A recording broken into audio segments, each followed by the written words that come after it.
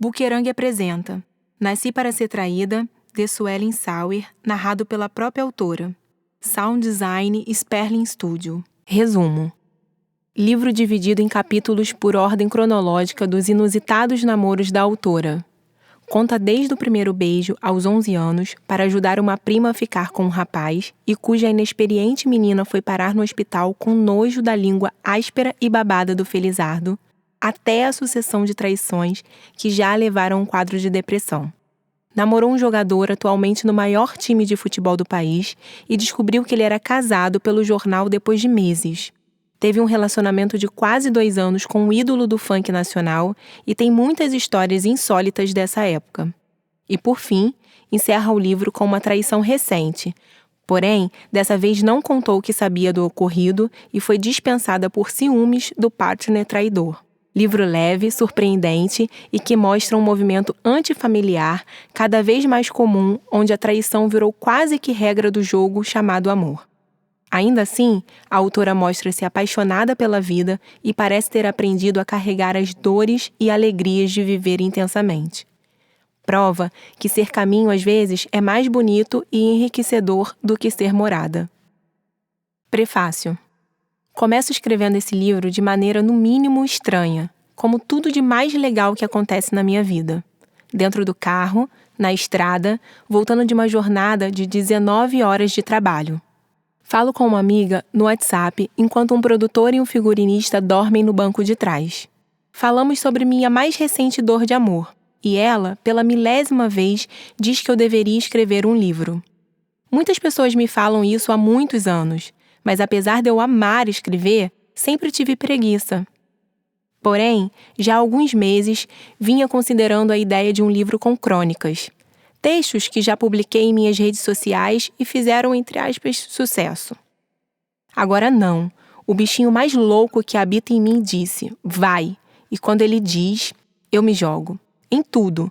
Escolhi o curso da faculdade assim, fui morar em Londres assim e já fiz muitas loucuras assim. Pois bem, vou contar sobre uma vida amorosa muito louca, feliz, dolorida e com grandes aprendizados assim também. Tenho certeza que se algum louco quiser ler meu livro, vai ao mesmo tempo gargalhar e sentir as dores físicas que senti por sempre amar demais, ou por me apaixonar rápido demais.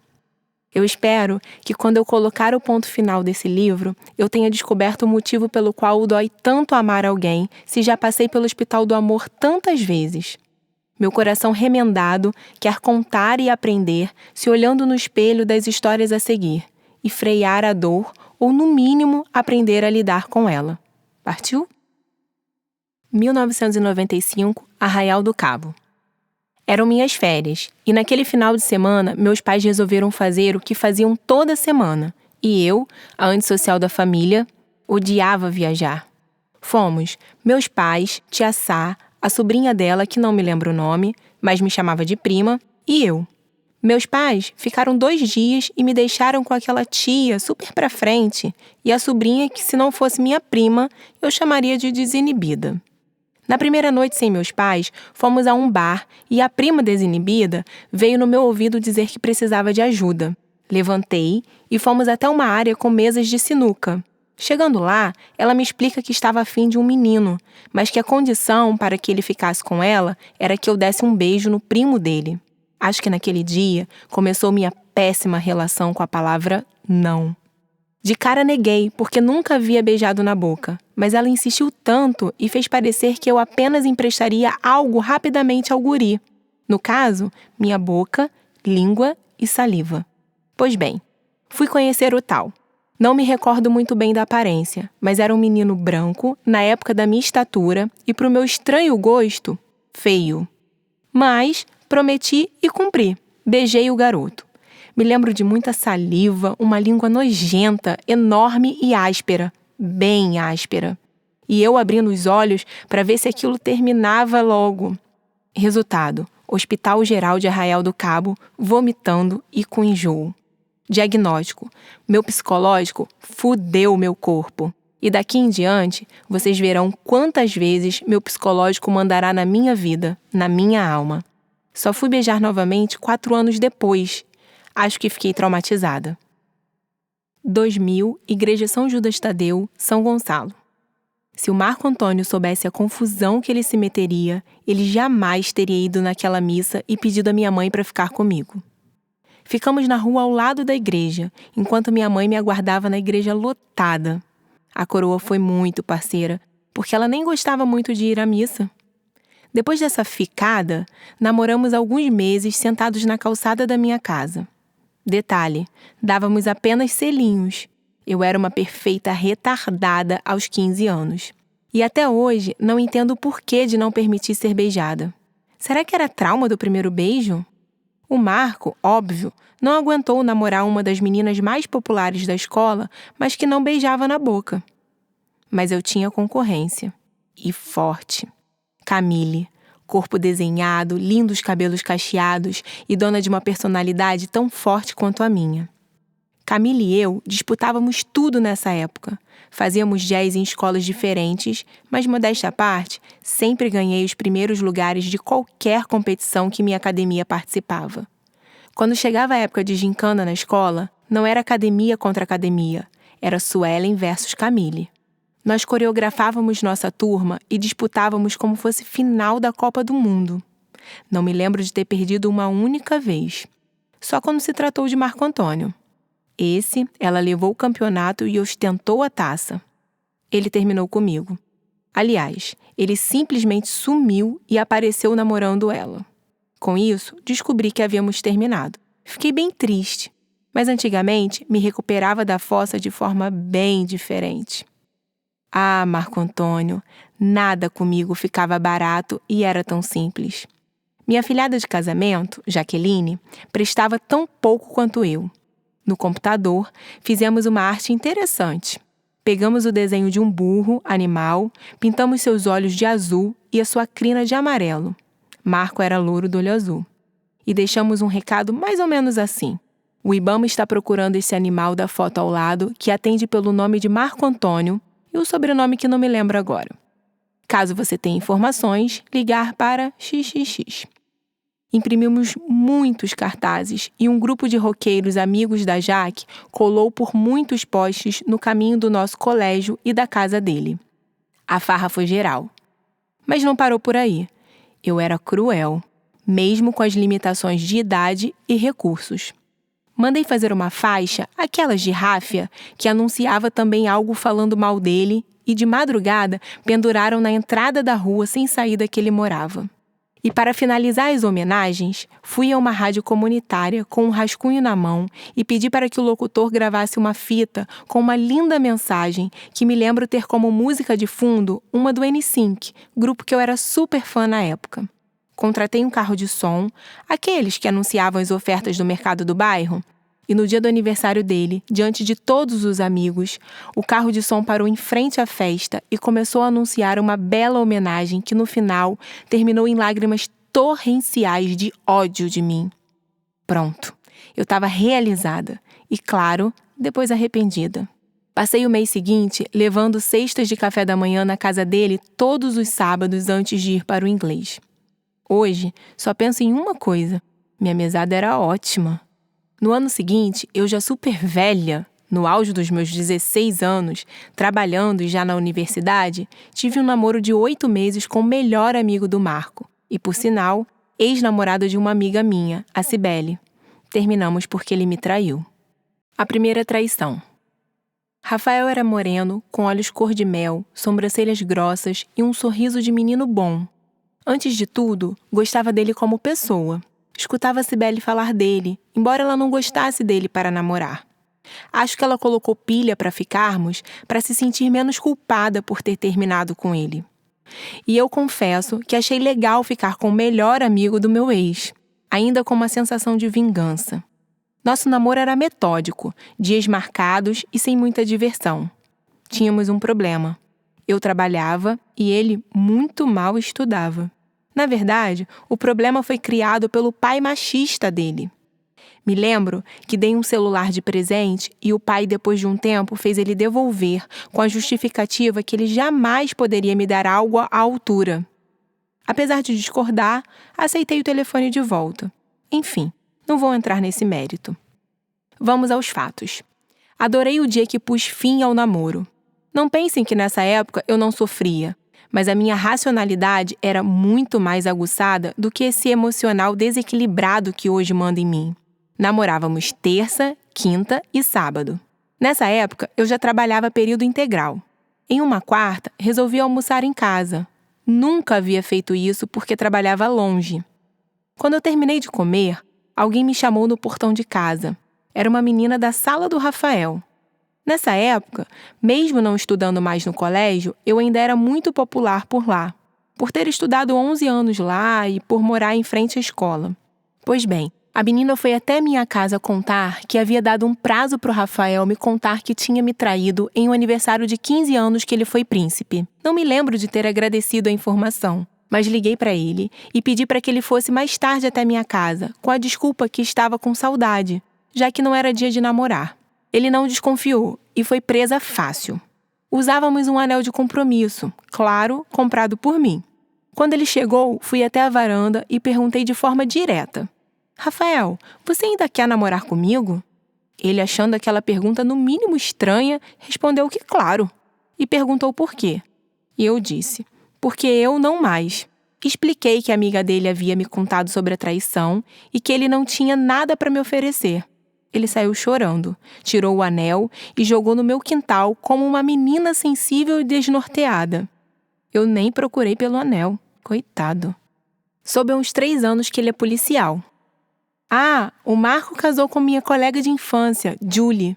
Não sei se ainda estão juntos, mas o papo que eu ouvia quando ia a São Gonçalo há alguns anos era que ele estava perdido. Entendam como quiser. Paixonites sem beijo na boca. Antes de namorar para valer, eu me apaixonei por muitos meninos. E escrevia muito sobre eles. Pena não ter meus diários da época. Minha mãe achava que eu copiava textos de livros, porque os poemas eram bonitos e sofridos demais para uma criança. Naquela época não tinha internet, então eu castigava meus diários, assim como faço hoje nas redes sociais. Lembro-me de algumas paixões. Rômulo.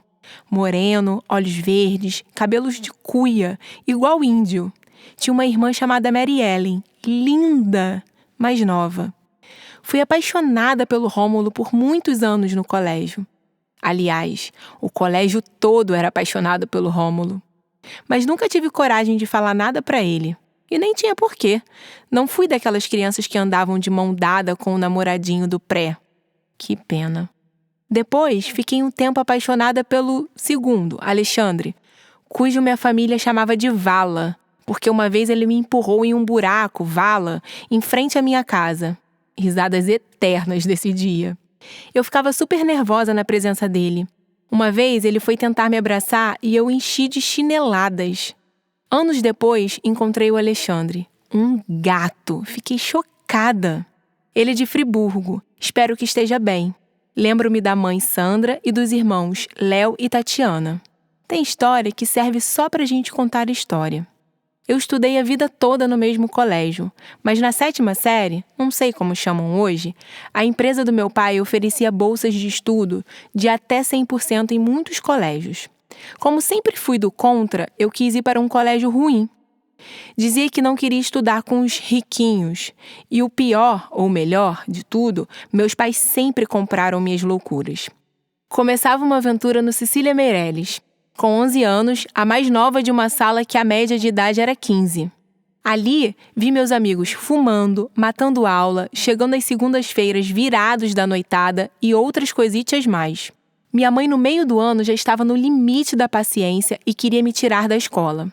Comecei a xingar muito e matei aula pela primeira e única vez na vida. Parecia que eu tinha matado uma pessoa. Tamanho desespero fiquei quando descobriram e tive que contar para minha mãe o motivo da minha suspensão. Naquela época, se fumava muito um cigarro chamado Gudan. Não sei se ainda existe, mas ele tinha sabores. Só me lembro do de menta. Eu era louca para fazer pose com aquele cigarro na praça de alimentação do Rodo Shopping, mas era cagona demais para isso. Depois da suspensão, contei para minha mãe que meus amigos fumavam, e como lá em casa tinha sempre cigarro, porque meu pai é fumante, ela, para meu espanto, deu a ideia. Vai lá na sala e pega um cigarro do seu pai. Levei e ela acendeu com certa dificuldade no fogão e me estendeu o braço dizendo: "Vai, fuma." Fui para frente de um espelho que ela deixava na janela da sala e coloquei o cigarro na boca fazendo um certo charme. Tossi, cuspi, apaguei o cigarro e ali se encerrou minha rápida trajetória como fumante. Acho que foi uma das coisas mais sábias que minha mãe fez comigo. Matei a curiosidade e vi o quão horrível era aquilo. Mas o Cecília Meirelles não me trouxe apenas experiências ruins. Lá aprendi maculelê, comecei a andar de ônibus sozinha e também me apaixonei pelo Alberto, número 3. Nessa época, eu tinha uma queda por loiros. Era loiro, não me dava muita ideia, eu caía de 4. Meu problema sempre foi ser amiga demais dos meninos, a ponto deles desabafarem suas paixões comigo, enquanto eu era completamente louca por eles. Sempre foi assim na escola. Eles me viam como a irmãzinha mais nova, e isso me deixava mais doida do que sempre fui. Com Alberto não foi diferente, mas também não durou muito, já que fiquei apenas um longo e cheio de histórias ano estudando na sala 701 com ele. Depois do Rafael, tive um namorico com um cunhado do cantor Bochecha, Rogério, número 4. Eu não me lembro o motivo de ensaiarmos com o professor e hoje amigo Luiz Fernando na Rio Sport Center na Barra da Tijuca. Mas como voltávamos de ônibus para Niterói juntos, acabamos ficando. Fiquei super apaixonada por ele. Nessa época eu dirigia e adorava levá-lo em todos os lugares. Acabei meio que virando motorista particular. Eu não curtia muito aniversário, tanto que não quis festa de 15 anos. Na verdade, não quis por outro motivo. Meu pai era dono de um salão de festas e minha mãe queria fazer uma festa lá e para apenas 100 pessoas. Como você faz 15 anos e chama 100 pessoas? No way! Não quis. Contudo, nesse aniversário que eu estava ficando com o Rogério, eu quis essa festa. Aluguei uma casa de show perto de casa, gastei tudo o que tinha e não tinha e fiz uma festa com show, claro, do Bochecha, só para convidar a família do meu love. Detalhe, escrevi um funk para mandar um recado. Pedi para uma conhecida de uma amiga minha gravar e cantar no dia. Foi muito divertido, como tudo na minha vida. Mas fiquei pobre por muito tempo depois daquele aniversário, escutando meus pais reclamarem do exagero por muito tempo também. Namoro amigo. Comecei a trabalhar aos 15 anos. Minha chefe, amiga, Simone, tinha uma filha chamada Suelen, com idade similar à minha. A nossa relação transcendia a profissional, e acabei ficando amiga da filha dela. A Suelen namorava o Júnior, que era melhor amigo do Plínio, que veio a ser o meu namorado. Aliás, foi um namorado amigo. Aprendi muita coisa com Plínio e sua família. A Fátima, minha primeira sogra maravilhosa, me incentivava com tudo. Na faculdade, no trabalho e me mimava como filha. Lembro-me que ela fez um aniversário surpresa para mim com bolo da Xuxa, que sempre fui muito fã. Anísio, o padrasto do Plínio, me fez amar mexilhão. Até hoje não comi um com melhor tempero que o dele. Minhas ex-cunhadas... Esperamos que você tenha gostado desta prévia. Para continuar ouvindo este audiolivro no Google Play Livros, use o link na descrição do vídeo.